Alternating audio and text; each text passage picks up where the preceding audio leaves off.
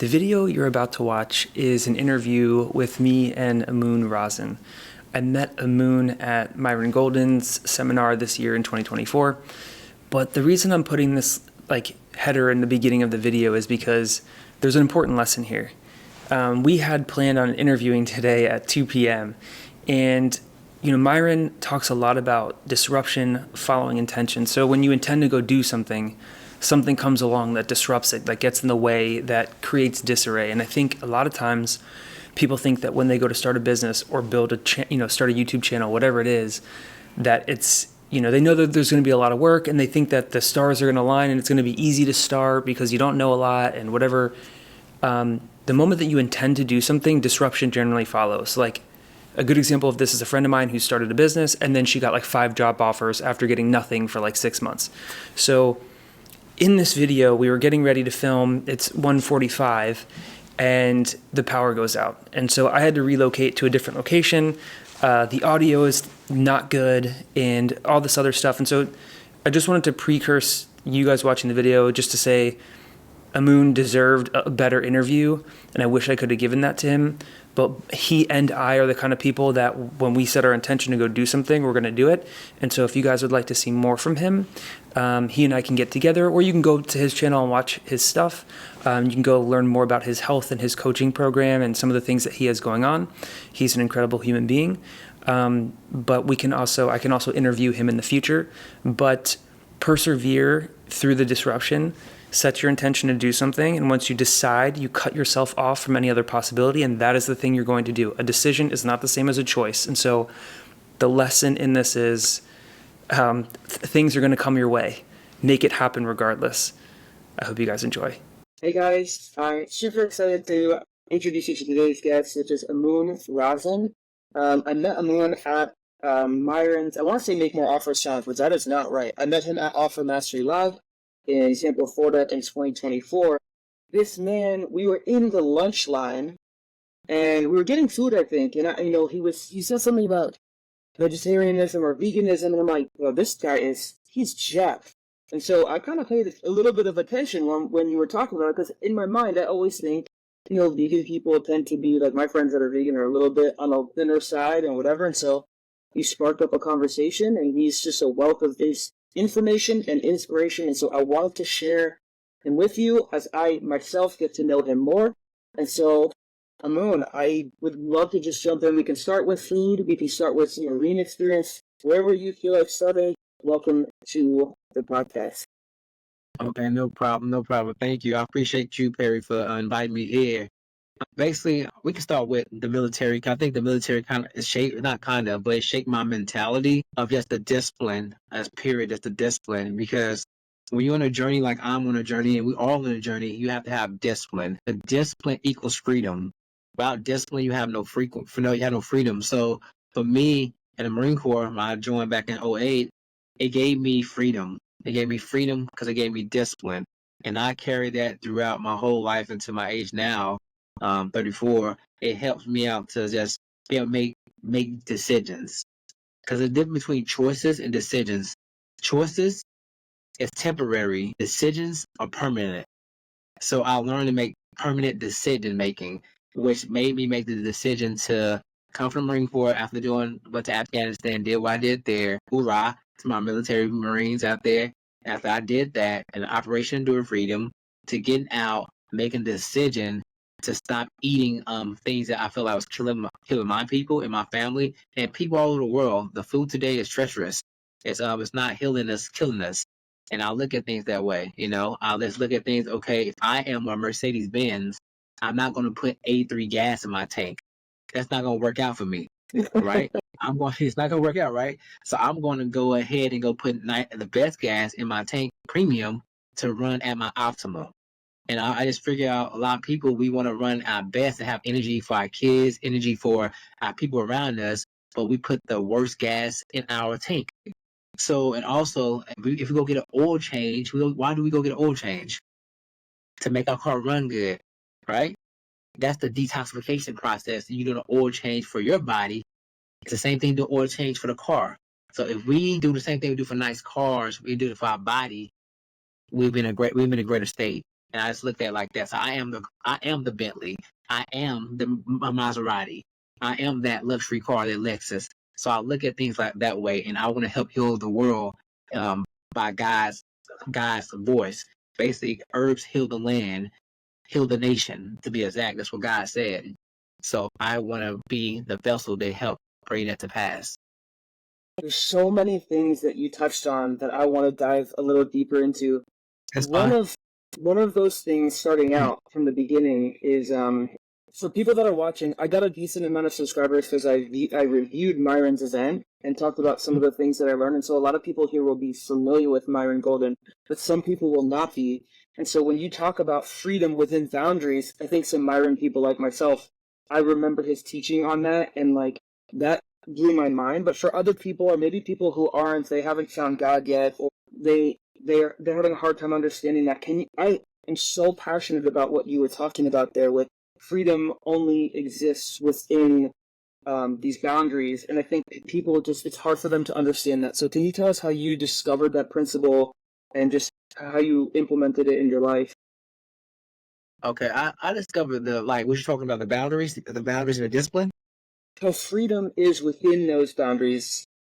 Okay, yes, because basically, if you have if you have boundaries, it creates freedom because you're not impulsive. If you're very impulsive, you're not free because anybody can make you tick. Anything can make you tick. If anything can make you tick, that means they have control of you, and you have control of yourself. You in between the bars, you're not having freedom. But when you discipline, you making decisions saying that I'm going to do this. Nothing has messed up your judgment. You're like, okay, I'm going to do this because I want to do this. It's nobody operating you like a puppet. You are the master of the freedom is the puppet. So you're be able to do it yourself and not being influenced. They give you freedom. So a lot of times we think opposite. Okay, I'm very impulsive. If you're impulsive, it's not freedom. So when you can sit there and sit back and take a deep breath, like you're in yoga, clear your mind, look at the whole scene, and then make a decision, that's freedom in that. Being impulsive and just doing things to be doing things is not free. That's Yeah, bondage. that changed my life. When he explained it in the video that I saw a couple months ago, Myron was saying like the reason that we can drive, all of us can drive different vehicles, motorcycles, all this stuff on the road is because we have the lines, we have the boundaries, and so there's freedom within the boundaries. But outside of that, then there's accidents, chaos, anarchy, and it really started to click for me. And it's very much the same. I just made a video. My family struggles with being quick to anger, and so slowing things down, and like you were talking about the puppet strings, getting control of your own strings so that other people aren't playing the chords to your internal guitar or whatever, like that is it's a real challenge for me, and I'm trying to figure it out and master it. But I'm so grateful that you shared that because it's not intuitive. A lot of times that comes from different type of trauma too as well. If you get easily angered, and I have dealt with that myself because I'm imperfect. And I'm gonna explain to you real quick. I tell people all the time, or I suggest, Joshua is perfect, and he went through lying, deceitfulness, backstabbing, put him on a cross, making him transition to something else. He went through all these things, and he's perfect. He's perfect, right? And we are imperfect. So why not you? If they do it to a perfect person, why not do it to an imperfect person? And when your ideology changes to that, you will be like, okay, I'm going through this for a reason. Why not me? But when you put yourself in the type of seat, you think, why not me? But you think like, why is this happening to me? Sorry. Why is this happening to me? When you say that I'm imperfect and God is perfect and he went through everything I'm going through plus worse and nailed to the cross, you have more gratitude, and then gratitude becomes your attitude, then you become accountable, and accountability equals healing. If you lack accountability, you never heal. So it's a process to that. It's layers to it. Can I pull on one of those thoughts? If you don't have accountability, you can't heal. It's my first time hearing this thought. Can you pull that apart for me and help me understand that one a little bit more? Because that's new to me. Of course. You can't be accountable. If you're not accountable, you never heal. And the reason why is because accountability is also awareness. I'm aware of my part. I'm aware of what I choose. I cannot blame. I can forgive, and forgiveness not for you, for them is for you. I can forgive because I have probably done this thing in my spirit. I could have done it in my emotions. I could have did it in my mental, or I could have did it in my physicality. Most people see with these two eyes, but God see with the heart. So he sees intangibility, not physicality. We mostly see physicality, but we forget the other realms, which is spiritual, you cannot see. Emotions can come out, but it's very internal. And then your mentality, you can't see your mind, but it's internal. So whatever you feed the most, grow the most. But it's those are the things you gotta look at. So when I look at things in 4 realms and not one. Because it's 4 different realms: spirit, emotional, mental, and then physical. So when you're accountable, you don't do the blame game to everything. You're accountable, you're aware, and you're aware of your part. And you take that. Because it's 3 phases. Most people gonna what? Idolize you first. The second phase, they gonna demonize you. And when they become more awakened or more aware of themselves, they what? Humanize you. 3-step process. Super interesting. One of the pieces that you just touched on, I made a video recently called like something along the lines of "My eyes tell me lies," and there was another one that I was talking about with regard to intentionality. Do you think that accountability is the precursor? It's like the awareness piece, right? So without that, it's like you can't be intentional, which I think, to me, intentionality is like the determining factor when you decide to do something, when you intend to do something. Like this meeting, right? Like I'm meeting you in a parking lot here because that's fine. Internet goes down, all this stuff happens, I lose power at my building, and I'm like, I want to talk to this man. He has a really interesting message. I watched a bunch of your shorts, they blew my mind, and I'm like, I intend to make this happen. And so once you set your intention to something, it's just so critical. Do you think that awareness piece, that accountability, is kind of the precursor to setting the intention? Yeah, of course, because if you're not aware, how can you be intentional? Awareness means seeking one thing. I honed in to one thing. So now you're intentional. When you're intentional, you hone into one thing as well. So without awareness, you cannot be intentional. You gotta be aware of what you're doing, and then say, I'm gonna do something specific. And I'm be attention is on this. So you need both. You need both. If you don't got both, you just not nothing. So awareness and intentionality is hand in hand. It's like salt and pepper. It's gotta go together, It's like that. So one thing, I apologize. I meant to say thank you for your service early on, and I did not do that. No problem.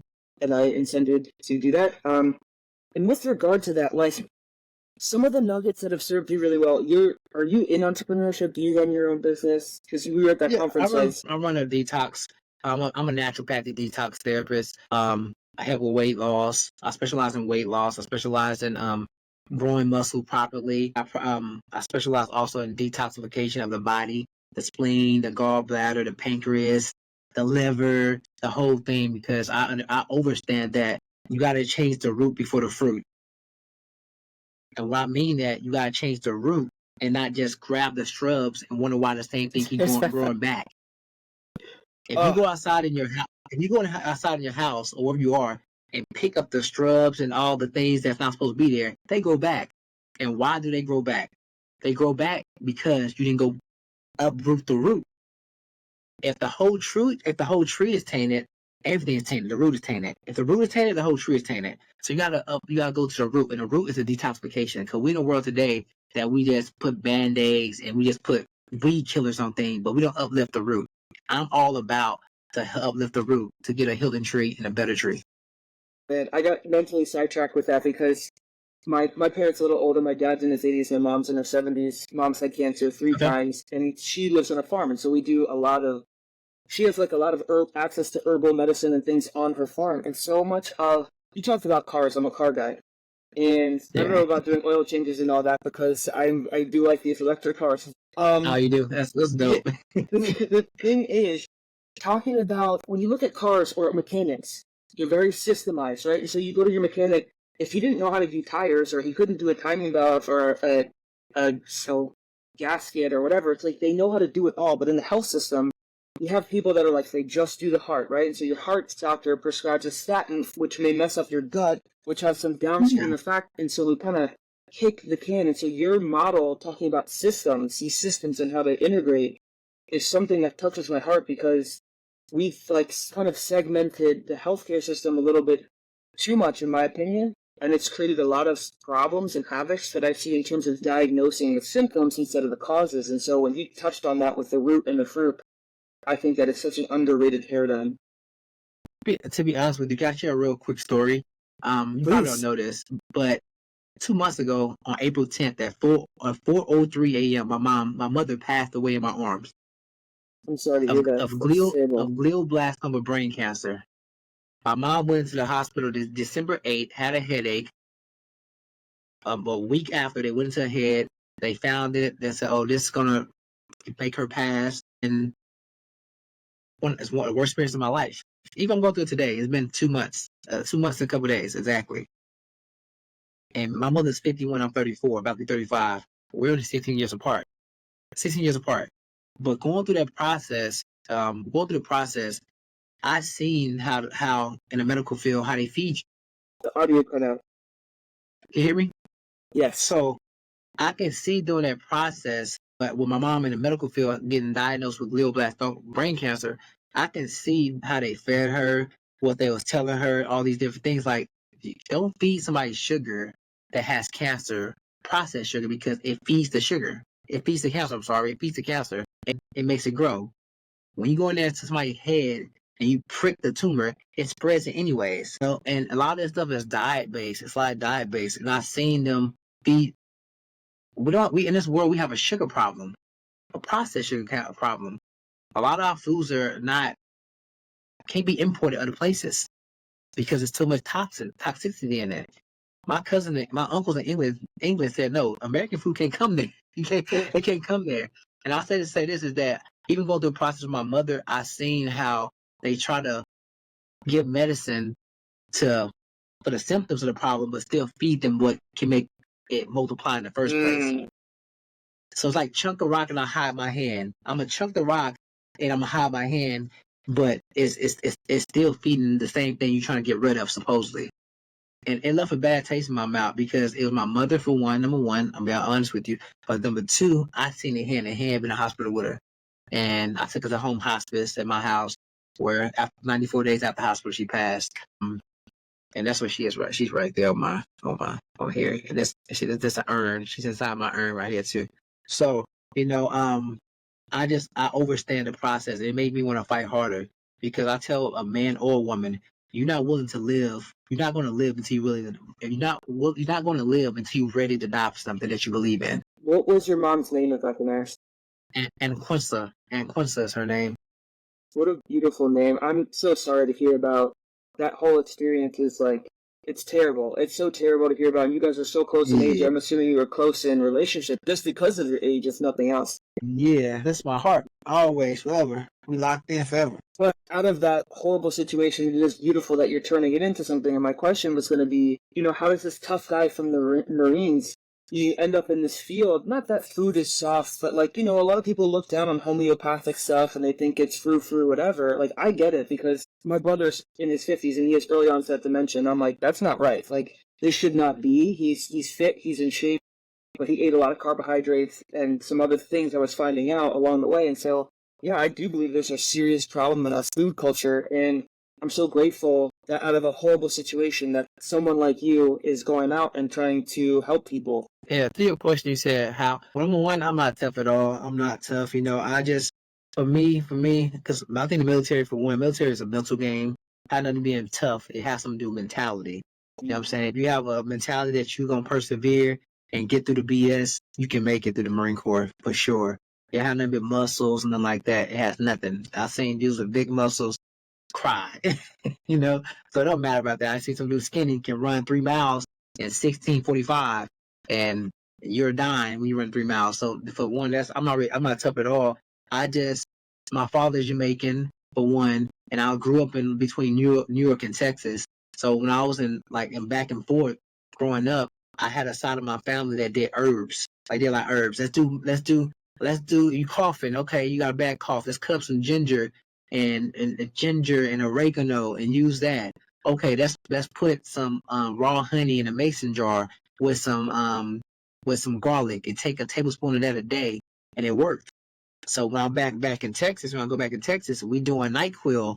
Yeah, the NyQuil works a little bit, but the natural is working real good, and it's giving me antioxidants, and it's helping me out. You know what I'm saying? At the same time, so I have the best of both worlds and be able to compare and say, okay, I want to go this way.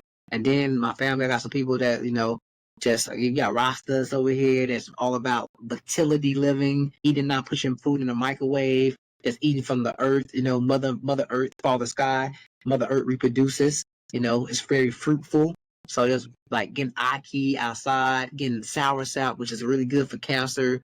Doing what's that? Black sea oil is good for your prostate. Doing guinea hen weed cleanse your prostate. Doing serum CT, which cleanses your blood. So I was introduced to that as a young man, and I was like, man, I want to go this way. And if we go back to biblical terms, it tells you herbs are healing land. It tells you that. So all these herbs put on the earth for us, everything has intention. Everything has something to evolve the world. So why not do what God said to do in the first place? And he stated that. Just like he stated in Matthew's, I believe Matthew 17, verse 21. He said, fasting and prayer cast out demons. He didn't say prayer and fasting plus prayer. So it had to be both. So I have fasted 40 days, no food. So I'm just going through the Old Testament again. I was reading through Kings and some stuff in Deuteronomy, and it's mind-blowing how frequently they fast in the Old Testament. Like, in our culture, thankfully, like, there's more information coming out about intermittent fasting. And so for my dad and my brother and me, I wear a continuous glucose monitor for a while, and I noticed, like, I'm probably pre-diabetic, like, I'm very close. And so it's so much of the metabolic machinery has been disrupted by food and like just the amount of sugar that's in things. But even like when we were talking in line at the food line, at the food line at Myron's event, I'm an omnivore right now, and I know you don't exactly love that, but my thing is I'm scared of the grains and a lot of stuff that's going on with glyphosate and all these like herbicides and things that are getting sprayed in the fields are really problematic. And in fact, I think there's some evidence that points to like an increase in diseases like autism and what is it? The one where people have they can't have gluten, celiacs. Like there's all these things that are coming up, and it's like when you look at the numbers year over year from the 90s to now, it's like there's something is happening, and I hear a lot of my European friends say something very similar to your relatives overseas in the United Kingdom. It's a shame. What is the one thing that you see in a lot of the people you work with? Like, is there heavy metals problems? Like, what do you see the most frequently, and what would you recommend? Pre-diabetic is one of them. That's one. I'm actually working with a guy. He's a doctor, right? He's a doctor, and I'm actually working with him right now on some things. And I'm not a I will put it. I'm not a doctor myself. Don't try to sue me. but I recommend him some things, and we talk a lot. He's one of my members. I don't call people clients. They're my members because they're a member of my organization, and I want them to be members. I don't want to be clients. But number one is pre-diabetic. Number two is actually high blood pressure is number two. High blood pressure, and then number three, it'd be a lot of people that come to me that are, I hate to say the word vegan, because I think it's vegans you could be a junk food vegan too as well. It's no judgment. I used to be a junk food vegan as well at one point, and I was trying to come into this livelihood. But those are the three things I see, like blood pressure and pre-diabetic, and then some people have a lot of leaky gut syndrome, like that type of deal, things like that. And what would I recommend for somebody that's like pre-diabetic is, you have to have somebody look at all the things you're eating, everything you're eating, because a lot of things are hidden. I always say look at fun on the front, facts on the back. We look at the fun, but we never look at the facts on the back. So you know what I'm saying? What you're doing, you're reading this because it reads, when you're reading ingredients, it goes from what's in there the most to the least, from highest to from greater to least, right? So you want to look at that. If you can't pronounce it, it sounds like Spanish or some foreign alien language, then you may want to research and see what it is. And then once you do that, you'll think, if it's more than 3 ingredients, I don't really try to eat it myself. So I believe in whole food eating. So just, you can say scratch out vegan, whole food eating, 1 ingredient, whole food. And I do that, and I've seen that help a lot. And also, it's not just the food; it's your stressful environment. You can have high stress, which can cause you have all these things that you're talking about. It's a stress, your environment. So it's more than just the food. Food is just the physical. But like I said, for every physical ending is a spiritual beginning. So everything starts. Yeah, so everything starts in the spirit first. So I would look at all those things. So, somebody had high blood pressure. It's still too much sugar. It's not salt that give you high blood pressure. It's like mortar salt, like salt that's like made in a lab. It's not like Celtic salt or something like that. It's from the ocean. That's two different salts. Like the salt I grew up on, it's the one with the lady on there with the umbrella, which it's not the best salt. It's made in a lab. My people know what we talk about. The one we used to put on, which I was eat pork chops when I was young. I love fried pork chops. The one we used to put on that's not the best salt. I upgraded to like pink salt, and now more so Celtic salt. And Celtic salt look grayish because it come out the ocean. So just being able to recognize I have this salt is okay. Okay, let me change it to this salt. Look at this cayenne pepper, but it has like an agent. It has cayenne, but it has like an agent, like a separated agent in it. Okay, let me just find organic cayenne that doesn't have the agent in it. Just simple things like that, and putting like all the things that put apples to apples and pears to pears, and be able to transition from this left side to the right side can change your whole life. Evolve your whole life. Evolve your whole life. So that's what I look at. It's not trying to change anyone. It's trying to evolve them. Because change is temporary. Evolution is permanent. One last thing. I know we're already at 30 minutes. Do I have time to ask one more question? No, you good. Keep going. It's good. So one of the things that you touched on, which is so powerful, is, and Myron talks about this sometimes, and I've seen this observing my own life, is like the spiritual precedes the physical, right? And so if there's somebody, I was listening to some podcaster recently, he's like, if you go to a country and it's like dirty and filthy, if, outside, or they're broke, he's like, it's a reflection of what's going on inside, right? Like they're not experiencing all that because it's like roses and butterflies inside. And so I wonder, you had so many shorts. You had a short recently that you did a video. It was like some mentor of yours gave you some advice. You were in the car and you're like, it was some piece of advice and it like blew my mind for a mindset.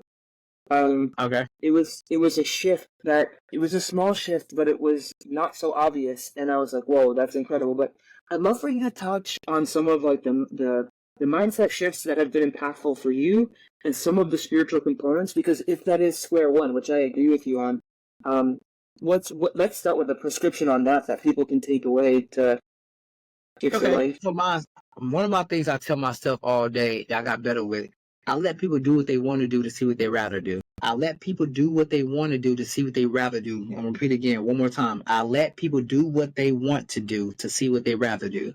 And the reason being because we are people always trying to control, even if we don't know.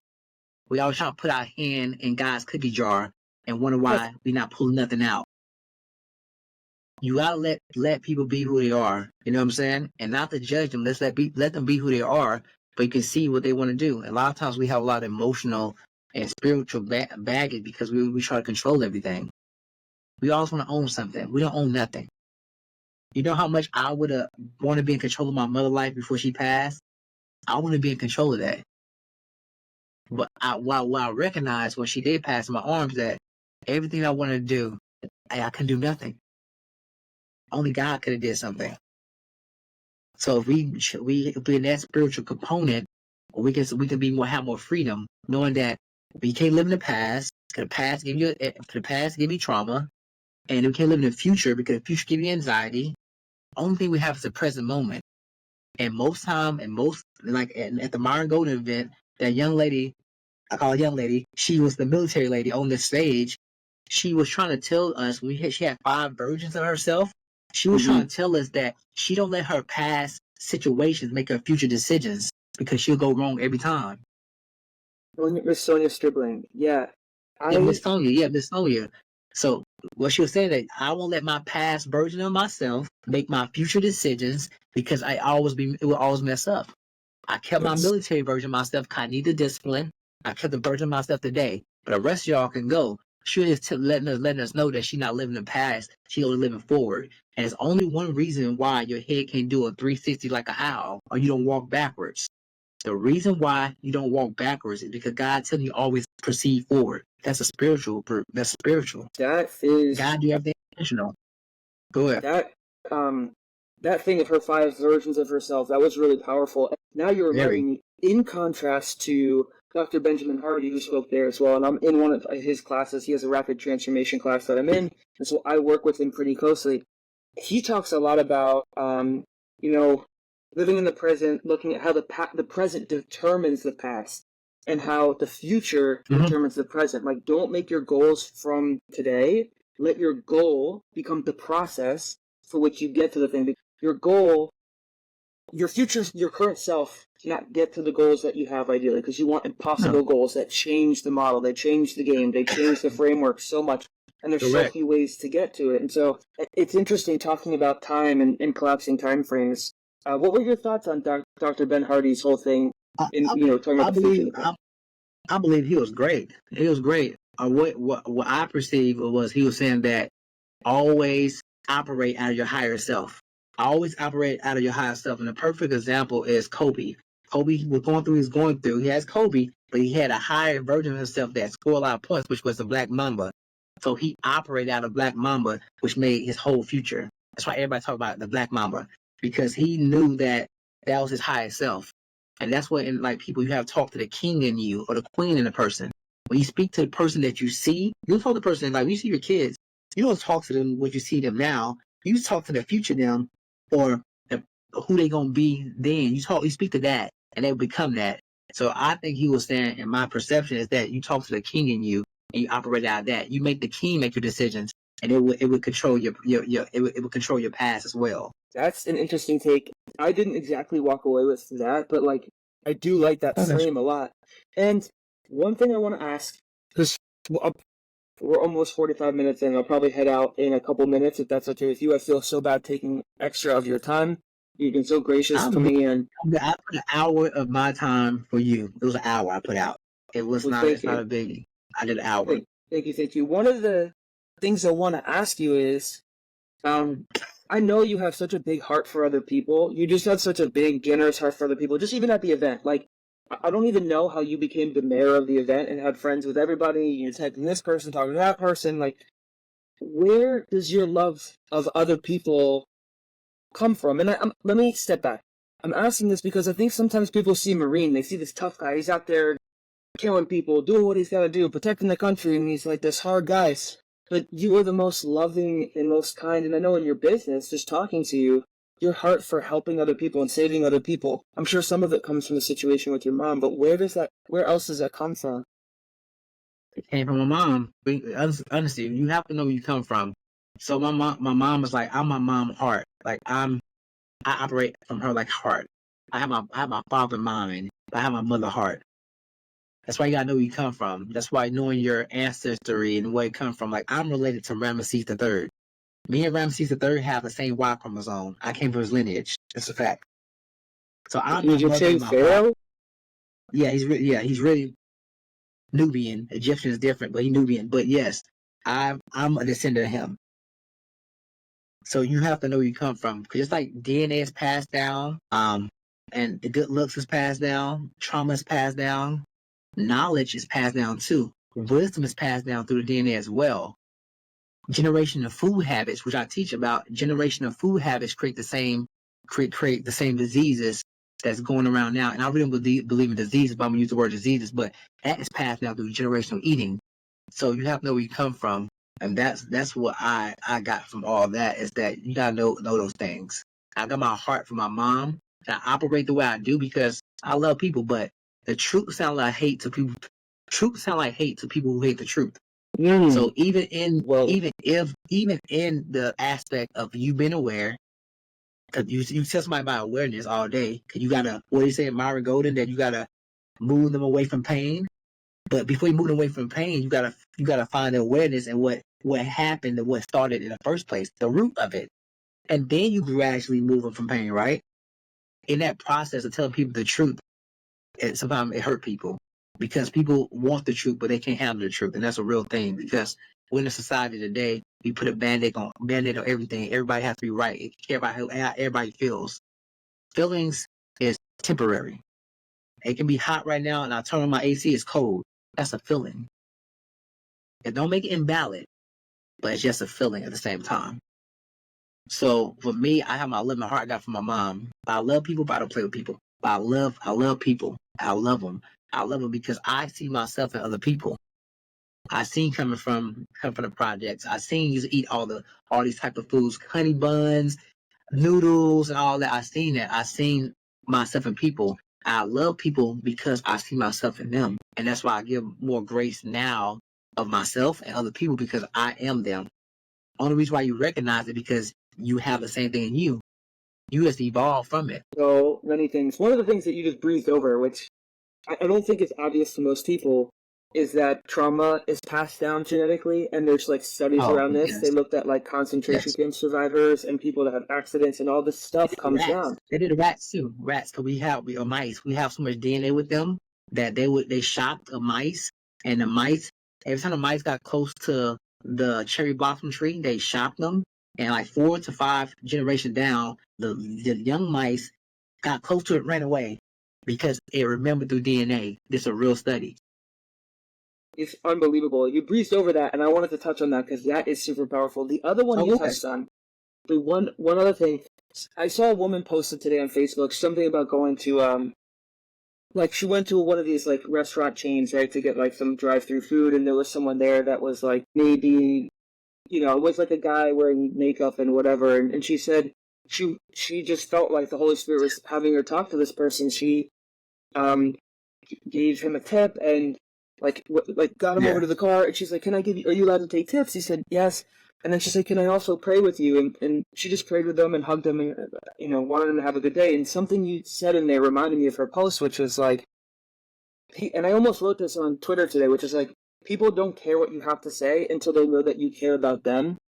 And Mm. you mentioned that in a subtle way, talking about, I think so many times as believers, we want to go and like go to the LGBT rally or whatever and fight and argue with people and do all this stuff. It's like, that's like casting your pearls before swine. It's like, don't go and fight them. Like, go and show them that you care about them enough, and then they'll lean in, right? Like Alex Ramirez always says, like, don't try to sell people on stuff. Show them you can add value for free first, and then you don't have to sell them. Exactly, and that's a great thing. Like even with the community, I don't have a problem with none of the communities. I love all people, all colors, all shapes and sizes because I understand that this is a physical body. This ain't nothing. We spirit first. Spirit has no color. I Spirit has love no colors. Why would I care? I'm melanin. You're cream. I'm saying caramel. I'm chocolate. It doesn't matter, man. We're spirits that's living in our physical being, and once we pass a transition, we go back to being spirits. So why care about a temporary thing for my spirits forever? Why do I care? I don't. yeah, that I love people like it's my last day talking to them. Okay, maybe your last day. If you love people like it's the last time you talk to them, you'll have more patience, you'll have more guidance, you'll have more love, you'll have much discernment, you'll speak your mind, you'll value them, you'll value yourself, you'll teach people how to treat you. You do all these things because guess what? It may be your last day or last moment. So if you talk to people, you love people like that, it'll be a better world. mm, that is super powerful. The way that I actually you're talking about this as I'm like articulating it in my own mind is like, I love people. I try to love people the way that I want God to love me. And so, Yeah. because he's been so patient with me, because I've messed up more than anybody I know, and because Yeah. Yeah. I have Y'all more do. problems than anybody I know, I'm like, when somebody cuts me off or somebody does something, when I can slow time down and it's that genetic anger, I can get control over the puppet strings, right? I'm like, Yeah. I laugh and I'm like, man, how many times have people been patient with me?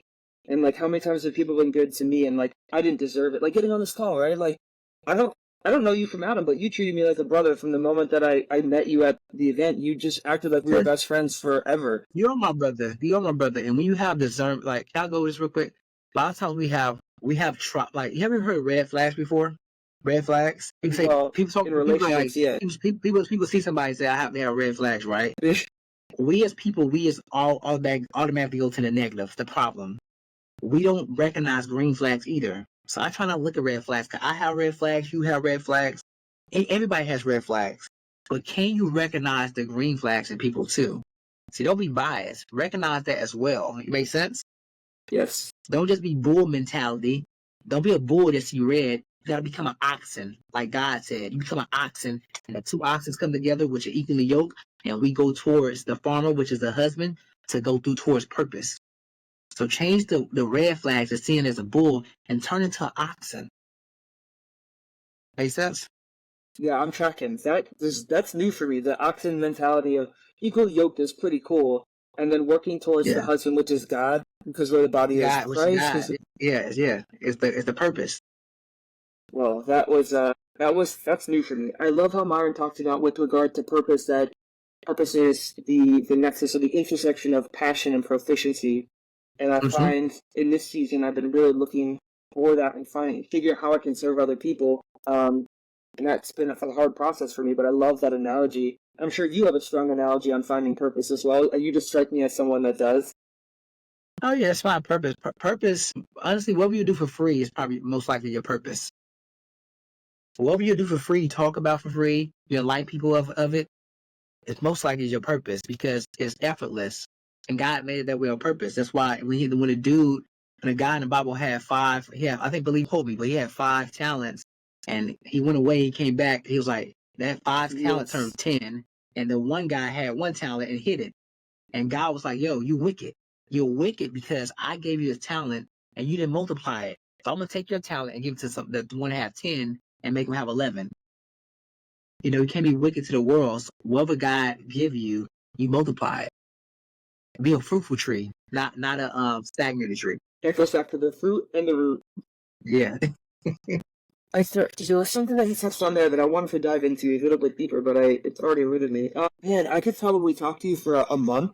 Let's close it here, and if we want to have another conversation in the future, I would love to do that. Yeah. But where can people find and connect with you, and where can they learn more about your practice and what you're doing to help people heal? Well, right now you can find me and reach out to me. Like I said, I could cleansing, detoxing, fasting, are all 3 different things. When we have that conversation, we'll talk about that. But you can find me at Amoon Razen, AMOON RAZEN on Instagram. You also can find me on as well. My website is called therootbeforethefruit.com. All together, therootbeforethefruit.com, spelled correctly. And you reach out to me on there as well. And that's my 2 platforms right now. I have fun. I'm actually doing some other things too, but they'll be out there soon. But that's where you can reach me at for sure. Awesome. Amoon, thank you so much for being on the podcast. Thank you for making the time and bearing with my power outage and everything. Man. I always one love, man. Put the one and then the heart got the one love. One love always, man. God is oneness. One love, man. One love. Thank you. I love you, man.